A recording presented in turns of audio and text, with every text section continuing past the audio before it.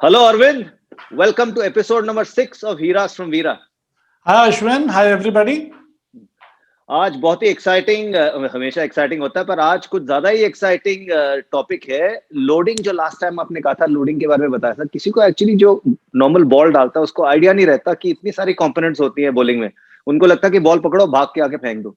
पर ये है कि लोडिंग की बात करी, इट्स वेरी इंपॉर्टेंट। अब लोडिंग के बाद इन द एयर जो आप कह रहे थे, ये इसके बारे में आज हम डिस्कस करने वाले हैं। अच्छा अरविंद, तो बताइए है क्या चीज इन द एयर? ये देखिए, इन द एयर इसलिए हमने इसको दो स्टेजेस में रखा है लोडिंग को। बेसिकली जो इन द एयर जो होता है कि जब बॉलर जब एक बार हवा में आ जाता है, उसके बाद उसको बीट, उसके हाथ हों या उसके टांगे हों, उनको पोजीशन लेना पड़ता है। बिकॉज उसके बाद जब एक बार बैकफुट इंपैक्ट जमीन पे, जब एक बार बैकफुट इंपैक्ट हो जाता है, उसके बाद कुछ भी चेंज आप कर ही नहीं सकते। उसके बाद स्ट्रेट यू हैव टू बोल, अब डिलीवरी साइड में आ जाते हैं। तो जो आपने जो भी हाथों का पोजीशन या जो लेग पोजीशन है जो लेना है, वो उसी स्टेज हवा में ही कर सकते हैं। So that's why from that point of view it is very crucial. Okay, तो ये हवा में आदमी कैसे चेंज कर सकता है? एक बार हवा में एक बार अज्यूमिंग किसी ने जंप ले लिया, उस वक्त उसके बाद चेंज करना आसान तो होता नहीं है। या दैट्स व्हाई उसके अंदर, दैट्स व्हाई ये फर्स्ट जो लोडिंग का जो पार्ट 1 जो है, देन ये इसका बड़ा एक क्रूशियल पार्ट होता है। बिकॉज वहां से इसकी पोजीशनिंग स्टार्ट हो जाती है। ओके, सो द सेम, जैसे कि एक बॉडी, कईयों का है एयर में हम देखते हैं कईयों का बॉडी पीछे को गिर रहा होता है।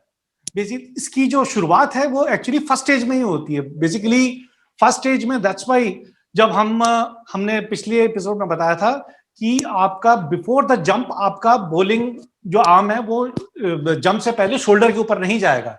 एक तो ठीक है, उसके अंदर एक प्रॉब्लम यह आती है कि यू जंप आउट।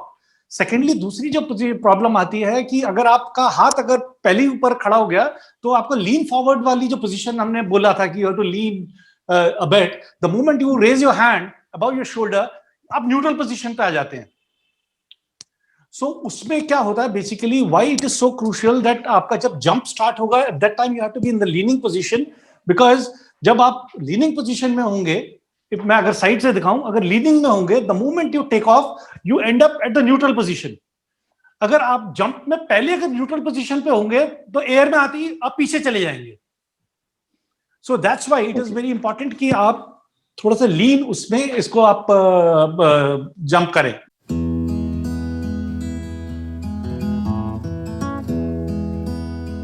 अच्छा अरविंद, एक बार फर्ज करो बॉलर लीप कर गया एयर में, फिर क्या क्या चीजें ध्यान में रखनी चाहिए? उसके अंदर जो एक बड़ा क्रूशियल कंपोनेंट है, दैट इज जो आपका नॉन बॉलिंग आर्म है। ये बेसिकली ये एक ओल्ड 70s की थ्योरी थी एक, कि ना बिल्कुल दोनों आंखों से देखना है। ये ओल्ड थ्योरी है, अभी इट इज आउटडेटेड नाउ। आपने सिर्फ एक आंख से देखना है, that is if you are an outswinger. अगर आप आउटस्विंगर या अपना क्लोज चेस्टेड बॉलिंग एक्शन है, सो आपने राइट आई के आगे हाथ लाना है और लेफ्ट आई से देखना है बैट्समैन को। If you want to bowl an away outswinging delivery, and if you want to bring in one in swing के लिए, आपको non bowling arm left eye के आगे रखना है और राइट से देखना है। जैसे कि हमारे जो पहले कपिल पाजी थे, उनका था वो क्या ऐसा था कि दोनों आंखों से देखते थे। उससे उसकी वजह से उनका लगता था कि उनका जो हेड है वो थोड़ा सा लेफ्ट को टिल्ट कर रहा है।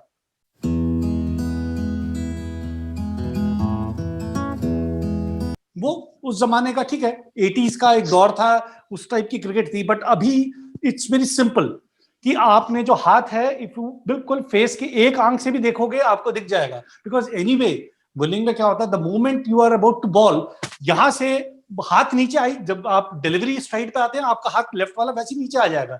इवन अब आप बीच में भी रखोगे तो कोई फर्क नहीं पड़ेगा। तो always head has to be straight. आपकी जो दोनों आंखें हैं वो पैरेलल होंगी टुवर्ड्स द बैट्समैन। तो अगर head straight, because head is the heaviest part of the body, जिस तरफ हेड गिरेगा बॉडी उसको फॉलो करेगी। So it is very crucial in bowling that आपकी हेड पोजीशन जो है वो बिल्कुल स्टिल रहेगी, स्ट्रेट रहेगी। इसमें एक सवाल है अरविंद, आजकल जो बैट्समैन है इतनी तेज है उनकी आंखें कि सीम पोजीशन देख लेते हैं, हर चीज शाइन देख लेते हैं, कहां पे रिवर्स स्विंग हो रहा था ये भी देख लेते हैं। पर अगर कोई बॉलर इतना प्रिडिक्टेबल हो जाए कि करते वक्त राइट आर्म मतलब आउट स्विंगर में एक आंख, इन स्विंगर में दूसरा आंख, ये तो बैट्समैन भी देख लेगा, तो उसको पता ही चल जाएगा क्या करने वाला बॉलर। नहीं देखिए, उसके अंदर अभी आजकल तो reverse swing, there so many varieties are there. वो देखिए क्रिकेट में ना वो बोलना बहुत आसान है कि यार वो तो हर चीज दिख रहा है। जेम्स एंडरसन को पूरी दुनिया को पता है ये सिर्फ आउट स्विंग करते हैं, ऑफ स्टंप और ऑफ स्टंप के बाहर रखते हैं, टीजिंग लेंथ पे, सबको पता है। बट स्टिल वो batsman they go at him. ये ह्यूमन एक टेंडेंसी, एक वो होता है, इंस्टिंक्ट होता है, सबको पता आउट स्विंग ही होनी है। Even then they edge it and goes to the slips, because उसके अंदर there so many things, slightly over pitch delivery, length delivery, short of length delivery. तो ये इस वो there plenty of options for the bowlers. So अगर वो batsman वो जो है वो शाइन देखता है और there so many things, but still batsman they get out. अभी भी टेस्ट मैच के रिजल्ट्स आ रहे हैं।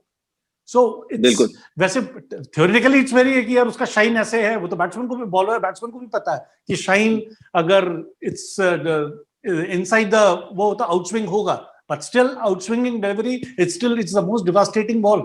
मतलब क्रिकेट में it's the most unplayable. You can, हमारे सनी गावस्कर द लेजेंड से भी पूछेंगे या विराट से भी पूछेंगे, सबका एक ही होता है, नोबडी लाइक्स स्विंगिंग डिलीवरी। सबको पता होता है आउट स्विंग वही होती है, वही एंडी रॉबर्ट्स आउट स्विंग डालते थे सुनील गावस्कर को, but still it was one of the deadliest delivery मानी जाती है out swing delivery. So from that point of view it is okay. ठीक है, फेयर इनफ। तो अभी बताइए अरविंद, इसके आगे के क्या कंपोनेंट्स हैं? इसके अंदर एक कंपोनेंट ये होता है कि बेसिक आप जब लोड करते हैं, दोनों हाथ जो हैं वो the arms they should not मतलब जिगजैग के क्रॉस नहीं होने चाहिए। आपका अगर सपोज ये हाथ जा रहा है, it should be, if you are open chested या सेमी ओपन, तो it should be in front of the shoulder. अगर आप बिल्कुल साइड ऑन है तो ऐसे होगा, लेकिन ये कभी भी इधर को एक क्रॉस नहीं जाएगा, ये it should be in front of the shoulder. और ये वाला जो हाथ है वो ऐसा आएगा, बेसिकली ये it should never go like this. काफी बॉलर ऐसे करते हैं। You have to be basic, दोनों का आर्म पाथ अपने अलग उसमें होगा। एंड स्पेशली दिस वन, जो बॉलिंग आर्म है, why it is important that it should be in front of the shoulder, in front of the bowling shoulder, because यहां से ये straight it goes back towards the side stream and top up, मतलब उसका जो arm path है वो एक rim, जैसे साइकिल की रिम होती है, वो उसी उसमें चलेगा, उसमें चक्रा हाथ चलेगा, तो it will be N efficient one. कई बार देखा गया, कई बॉलर्स क्या करते हैं, बिलो द चिन ले आते हैं। उसमें क्या होता है कि the moment they wants to take it back, वो सीधा नहीं जाता पीछे को, it goes towards the umpire, टेढ़ा जाता है। So then the bowler has to compensate. So that's very important कि दोनों जो हाथ हैं बॉलिंग के वो एक लाइन में।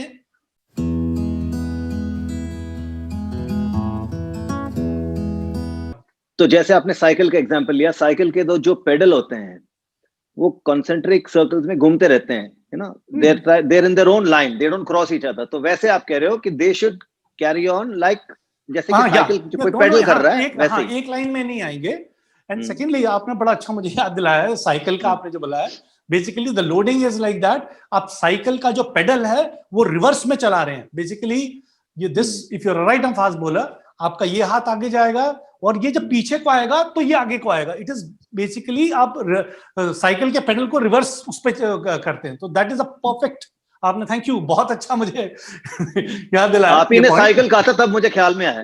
तो मुझे आपने साइकिल बोला, उसके बाद ये पेडल फिर हमें आया। It is so interesting. Cricket में सो बड़ी चीजें होती हैं जो हम आम चीजों से, सो दैट्स व्हाई हमारा आपका और मेरा, हमारी ये हरकत, एक कोशिश रहती है कि हमारे जो इंडियन जो यंग फास्ट बॉलर्स है उनको सिंपलेस्ट लैंग्वेज और लोकल, ताकि उनको थोड़ा सा आइडेंटिफाई कर सके अपने आप से।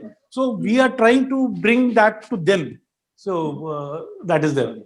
अजीब बात क्या है अरविंद, कि पिछली बार हमने एरोप्लेन की बात करी थी और इस बार साइकिल की। अगली बार कौन सी गाड़ी का नाम लेंगे, मैं बहुत उत्सुकता से देखेंगे। बहुत ही बढ़िया Arvind, and very important, short but sweet this segment, but it was equally important, and let's hope our youngsters assimilate this also. Thank you so much Arvind, and see you in the next episode the coming Sunday. Okay, see you guys, see you Ashwin.